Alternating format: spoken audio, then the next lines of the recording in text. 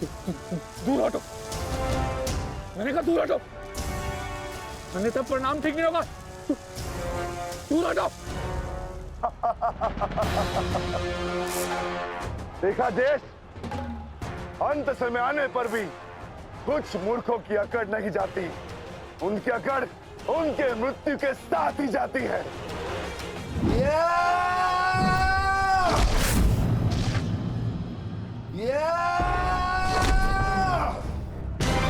अश्वत्थामा! अब तुम्हारा अंत आ गया अश्वत्थामा! अश्वत्थामा!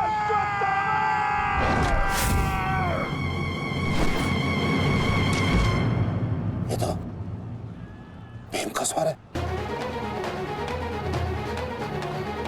कोई ऐसा तो नहीं कि भीम अश्वत्थामा के साथ द्वंद कर रहा हो। मुझे शीघ्र वहां पहुंचना होगा। भीम की गर्जना का आशय आप भी समझते हैं आचार्य कि ये द्वंद समाप्त हो गया है, और इस द्वंद के समाप्त होने से प्रतीत होता है कि अश्वत्थामा का वध हो चुका है आचार्य।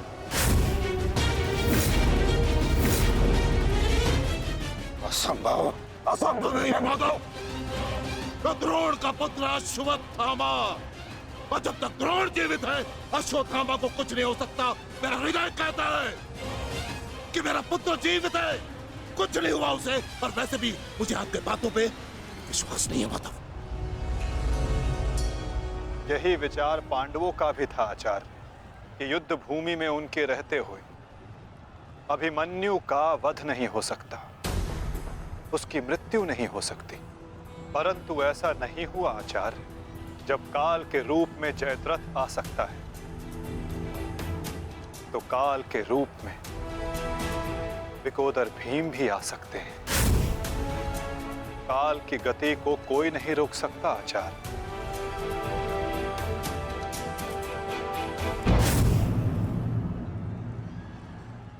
सावधान भीम!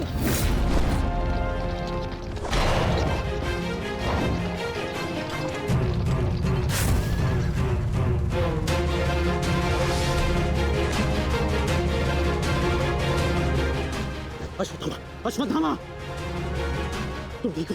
तुम ठीक हो? हाँ अंगराज।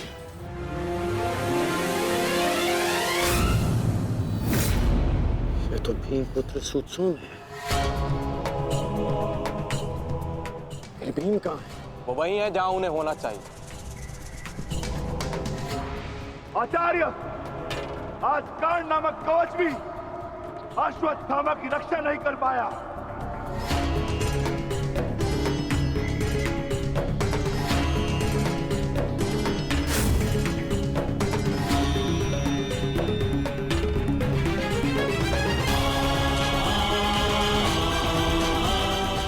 ये पांडवों की योजना है,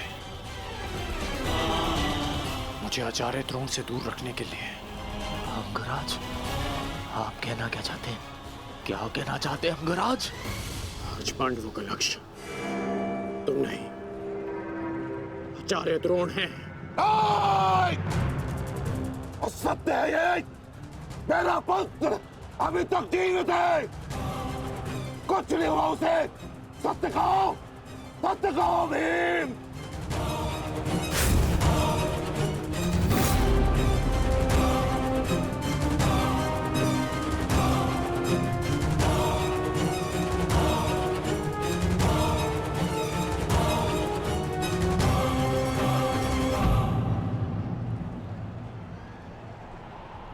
धर्मराज, मैं तुमसे सुनना चाहता हूं, ये सत्य क्या है? कह दो कि मेरा पुत्र जीवित है। तुम्हारा उपयोग केवल मेरा ध्यान भटकाने के लिए था। मुझे इस बात का आभास क्यों नहीं हुआ? आचार्य द्रोण के प्राण संकट में है। चलो अश्वत्थामा, चलो। सत्य कह दो कि आज भी मेरा पुत्र जीवित है, कुछ नहीं हुआ उसे, कोई उसका वध नहीं कर सकता। कहता एक बार युद्ध भूमि में तुम्हारा विकोदर भीम के साथ रहना अनिवार्य है युधिष्ठिर, क्योंकि आचार्य द्रोण जानते हैं कि विकोदर भीम असत्य बोल सकते हैं,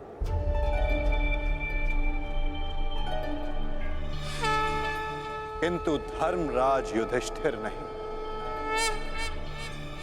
और वो ये सुनिश्चित करने के लिए तुमसे ये प्रश्न अवश्य करेंगे धर्मराज।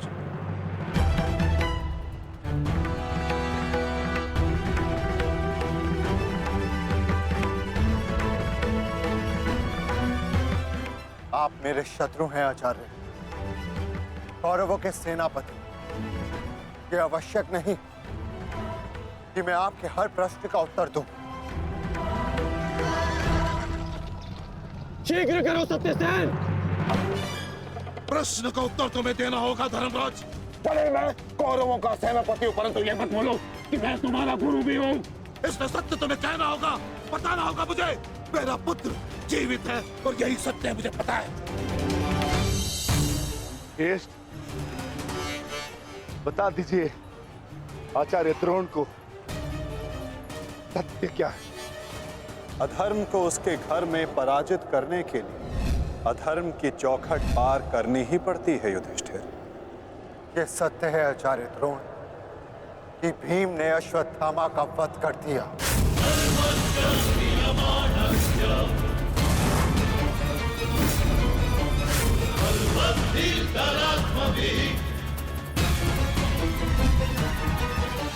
नहीं माधव, मैं असत्य नहीं कहूंगा। तुम्हें असत्य नहीं कहना है युधिष्ठिर। विकोदर भीम अश्वत्थामा नामक हाथी का वध करेंगे।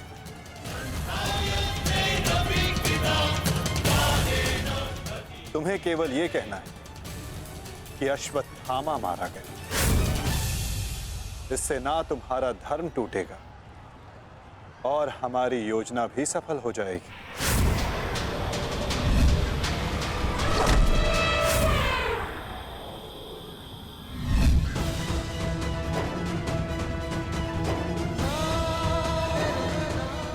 पुनः एक बार कह दो धर्मराज कि ये सत्य है।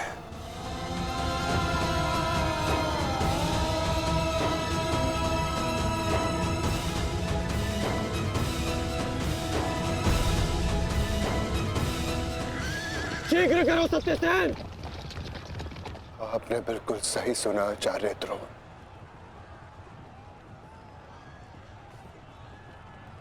अश्वत्थामा मारा गया।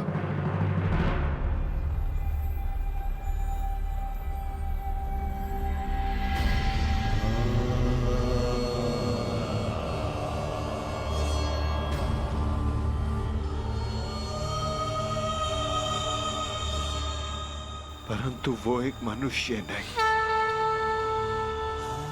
एक हाथी था।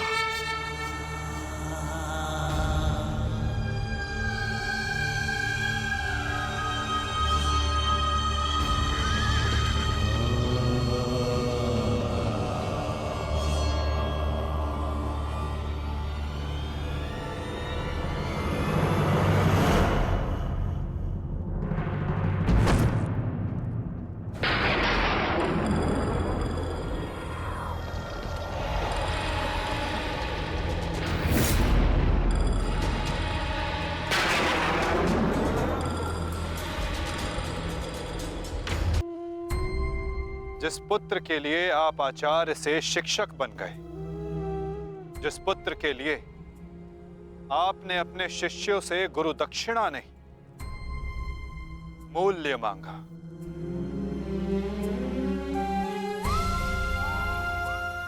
और उसी पुत्र के कारण आप एक एक करके अधर्म की सीढ़ियां चढ़ते चले गए आचार्य। मनुष्य प्रेम में उत्थान करता है, परंतु मोह में केवल उसका पतन होता है आचार्य। आप जिसे पुत्र प्रेम समझते रहे वो पुत्र प्रेम नहीं, पुत्र मोह था आचार्य, और वही आपके पतन का कारण भी।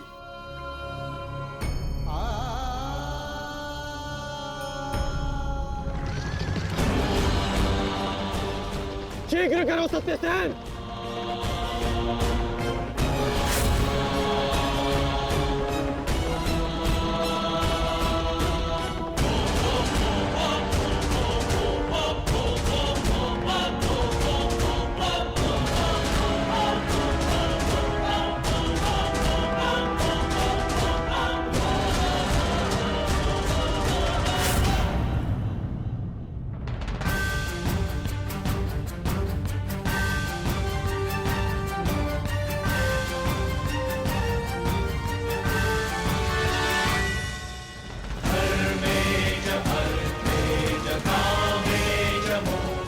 मेरा पुत्र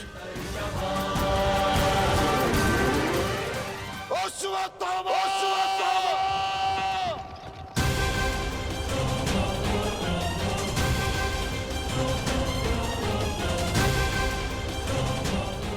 आपके साथ छल हुआ है आचार्य। अश्वत्थामा जीवित है। पिताश्री! पिताश्री!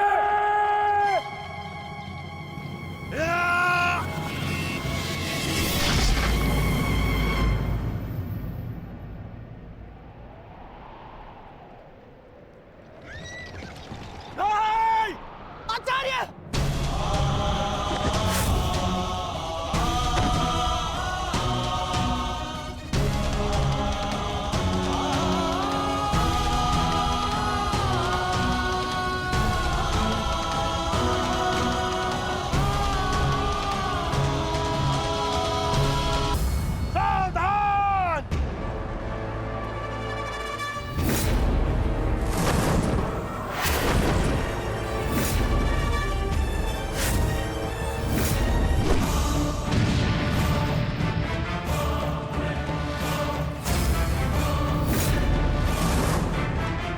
दूसरों की चिता के लिए सजाई गई लकड़ी कभी कभी स्वयं को भी जला देती है धृष्टद्युम्न। अर्जुन, अंगराज कर्ण अश्वत्थामा की रक्षा के लिए पश्यासि वरुणं च दिवम्।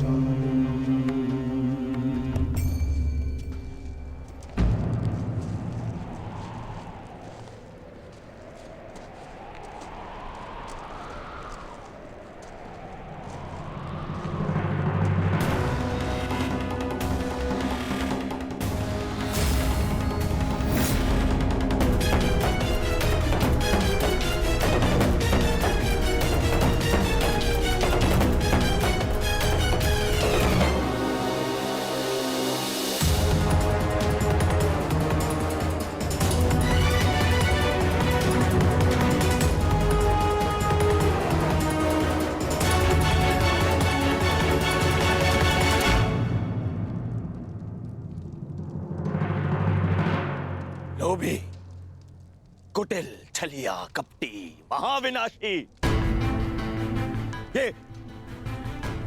ये सारी उपाधि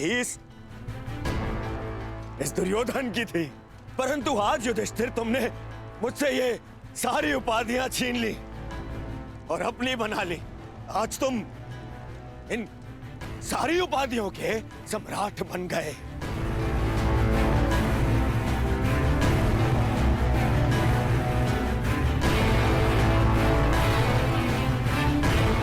प्रणिपात सम्राट,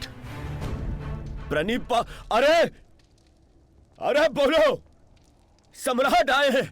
छल सम्राट युधिष्ठिर की जय बोलो, बोलो, छल सम्राट युधिष्ठिर की जय। परंतु सम्राट, मुझे समझाइए, अब कौन सा कार्य शेष रह गया था? आपने यहां आने का कष्ट कैसे किया सम्राट? अरे कहीं ऐसा तो नहीं कि लकड़ बग्गे की तरह गुरु आचार्य द्रोण के शव पर भोज मनाने आए हैं आप।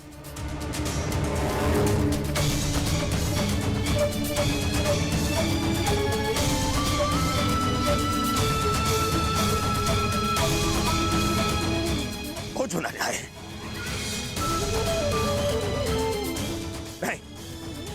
नहीं सम्राट, मैं क्षमा चाहूंगा, परंतु मैं इस बात की अनुमति नहीं दूंगा आपको। चले जाओ यहां से, अन्यथा मैं आप लोगों के शव पर उत्सव मनाऊंगा। चले जाओ। हम यहाँ युद्ध करने नहीं आए, अपने गुरु के अंतिम दर्शन करने आए हैं। इस समय मैं अर्जुन नहीं, अपने गुरु का शिष्य हूं। हम पांडु पुत्र होने के नाते नहीं, परंतु कुरुवंशी होने के नाते उनके अंतिम दर्शन करने आए हैं। नहीं, तुम्हें इस युद्ध में विजय मिलेगी और ना ही अपने गुरु के दर्शन।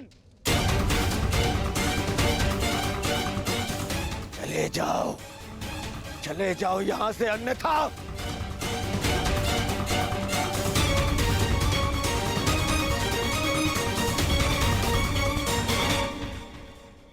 गुरु द्रोण के अंतिम दर्शन करने का अधिकार सबको है।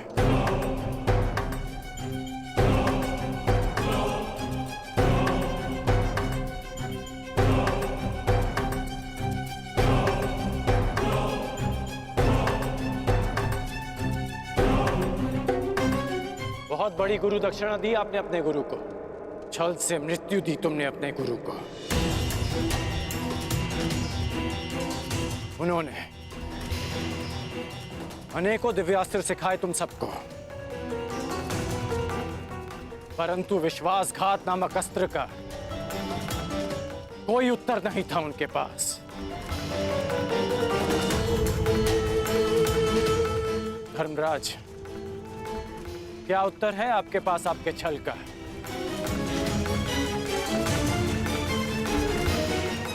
बताइए। मेरा चयन बिल्कुल ठीक था, दुर्योधन तुमसे बेहतर राजा होगा।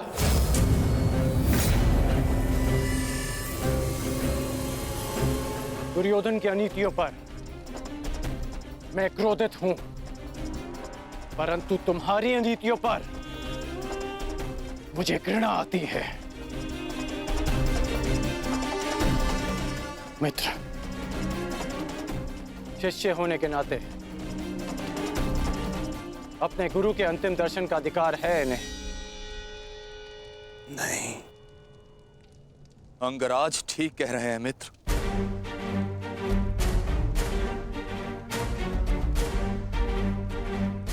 इन्हें अधिकार है। मेरे पिता ने जितना प्रेम अपने पुत्र को दिया, उतना किंचित अधिक इन पांडु पुत्रों को दिया।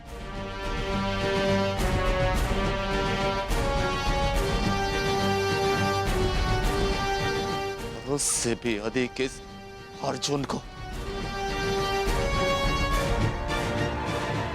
एक पुत्र अपने पिता का ऋण चुकाता है, उसे जीवन देने का ऋण। मैं भी अपने पिता के दिए जीवन का ऋण चुकाऊंगा, और वो ऋण पांडवों को चुकाना होगा।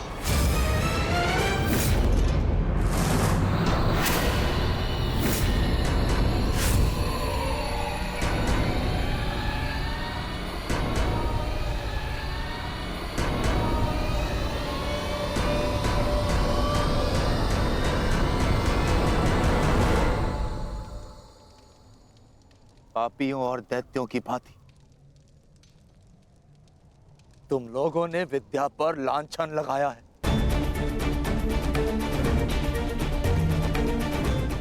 ज्ञान का नाश किया है तुम लोगों ने, नाश।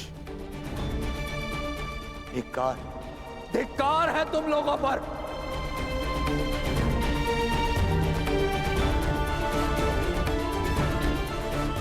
पांडव पुत्रों, जब तक मैं तुम्हारी मृत्यु अपनी आंखों से ना देख लूं, मुझे मृत्यु प्राप्त नहीं होगी। तुम्हारे वंश के साथ मृत्यु की होली खेलूंगा मैं। जिन बच्चों ने आज मुझे रोका, मैं उनकी सांसें रोक दूंगा।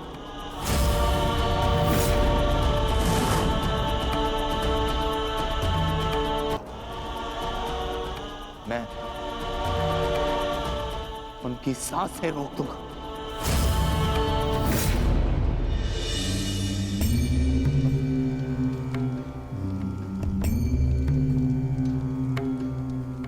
प्रेहि प्रेहि पतिभिः पूर्वैर्भिर्यत्रा न पूर्वे पितरपर्युः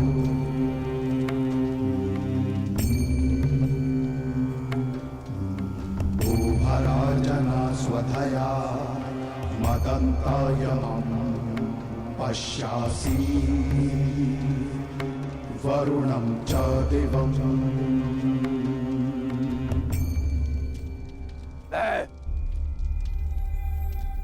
द्रोण पुत्र अश्वत्थामा, ये प्रण लेता हूं कि तुम्हारे संपूर्ण वंश को नष्ट कर दूंगा, नष्ट कर दूंगा, नष्ट कर दूंगा, नष्ट कर दूंगा, नष्ट कर दूंगा।